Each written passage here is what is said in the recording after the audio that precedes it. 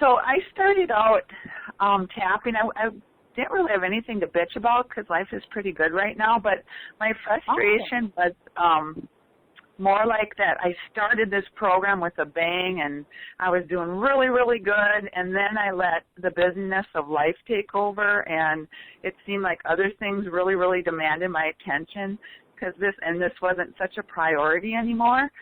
Yeah. So that was my frustration because it felt so good that I wasn't, the biggest thing I noticed is I wasn't thinking about food at all, and my stomach was really telling me, sometimes I go, oh gosh, I'm hungry, you know, and right? that was, and that was really new and fun for me, and I just, you know, on top of the world for weeks and weeks, and then I let everything just take over, you know, and so, and my everything just went down when I did, you know, you feel more stress and everything else. So I certainly didn't go back to where I was, you know, which is really good. I mean, I wasn't binging every night. I really was eating healthy and things like that. But it's just that the food obsession started coming back, thinking about food more and more.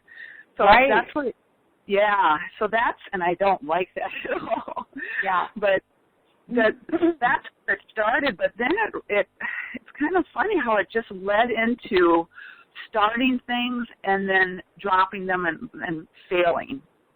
Yeah. You know, how many times I've started things and then stopped them and failed, and like, you know, businesses, because I've never really liked to work for somebody, so I've always ventured out and tried different things, and now I'm kind of coaching two people on what I'm learning. They approach me and ask me, and that's so fun and exciting, but there's a fear down there that I'm going to not, you know, drop it like I did everything else. Okay, so I love that you brought this up, because that is a really good example of how self-sabotage works in our life. So what you were doing is you were going along, you were feeling really great, you were like, you know, your relationship with food has changed, you're feeling awesome, and then all of a sudden you start avoiding the program, you start avoiding the things that you know you could be doing, and right? Yeah. So right. that's always self-sabotage, okay? Now, also starting businesses, starting things and not following through with them, that's self-sabotage as well, okay? So self-sabotage is what stands in the way of us being really successful. But that's always going to go back to your authority figure, okay? And the authority figure in your life, whoever the authority figure was,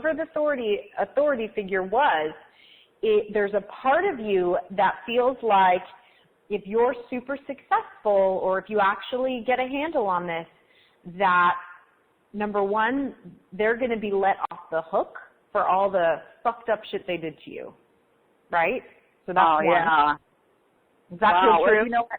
That's interesting, because my dad is an authority figure in my life, and now we have a really good relationship, but he always was pounding in. If you didn't have a government job, you weren't shit, you know? You had to have a government job. It was security, this and that. So he never, ever supported anything I did, you know, apart from that. And I rebelled. I refused to get a government job. Exactly. You know? So there's that rebellion is still going on inside of you. And so now, if you're successful with anything in your life, he wins. Oh. So that's what's going on completely subconsciously. Oh, that's good. It's good, right? So it sounds like where you're at now, where your work is to start working with this authority figure. So what I want you to do is I want you to start to sort for when you feel these feelings of frustration, or, you know, if you're feeling bad, or if you're feeling guilty about not doing the program, whatever negative feelings come up for you, use that as a doorway into, and just see, as you start tapping through the points, see if you can use that to tap into some of the, you know, rebellion and some of the anger and the, you know, aggression that you had towards your authority figure, and start to release that. And so super, super easy. All you do is you just start to say words that you're, you know, however old you were, probably 13 to 15-year-old, or probably 8 to 15 is usually when it starts. Couldn't say to him, right? So like, no, Dad, I didn't want to get a government job. Like, I'm not who you want me to be. I'm never going to be who you want me to be. Stop. Leave me alone. Love me anyway, right? So just because these are the things that you were thinking when you were that age, but you never were allowed to say them. And so, right? So what we're doing is we're going to make peace with your authority figure and make peace with the rebel. And once you do that, you stop fighting yourself. You stop fighting your authority figure, and then you stop fighting yourself. And then being successful and having success is like, it's amazing because you don't need to get back at them. You don't need to keep them on the hook for all the bad things that they did to you. Does that make sense? Yeah, that's good. I never would have connected that, you know. I know, right? This is like the biggest aha moment for me. So anybody that really struggles with self-sabotage or, you know, all of these problems that we're talking about, you know, food addiction, stuff like that, you're going to have a heavy dose of this going on subconsciously. So this is really, really healing work to do. So it sounds to me like that is kind of where you're going. You're going there naturally, which is great.